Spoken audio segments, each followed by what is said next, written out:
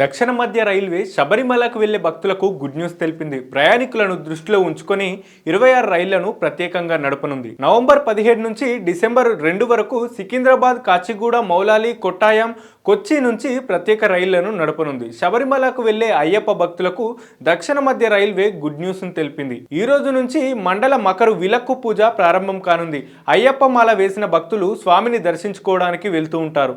ప్రయాణికులకు మరింత సదుపాయం కల్పించాలనే ఉద్దేశంతో దక్షిణ మధ్య రైల్వే మొత్తం 26 ప్రత్యేక రైళ్లను ఏర్పాటు చేసింది. ఈ రైళ్లను నవంబర్ 17 నుంచి డిసెంబర్ 2 వరకు అందుబాటులో ఉంటాయని తెలిపింది.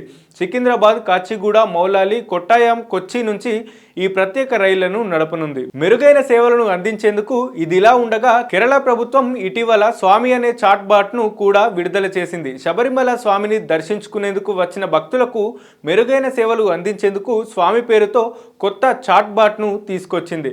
ముఖ్యమంత్రి పినరాయి విజయన్ స్వామి చాట్ బాట్ లోగోను ఆవిష్కరించారు. ఈ చాట్ బాట్ ను ముతూట్ గ్రూప్ సహకారంతో కేరళ ప్రభుత్వం రూపొందించింది. శబరిమల గుర్తించి పూర్తి వివరాలను స్మార్ట్ ఫోన్లో మీకు కావాల్సిన భాషలో ఈజీగా తెలుసుకోవచ్చు. ఆంగ్లం, తెలుగు, తమిళం, కన్నడ, మలయాళం, హిందీ మొత్తం 6 భాషల్లో అన్ని వివరాలు భక్తులకు ఈజీగా తెలుసుకోవాలని ఈ చాట్ బాట్ ను ప్రభుత్వం రూపొందించింది.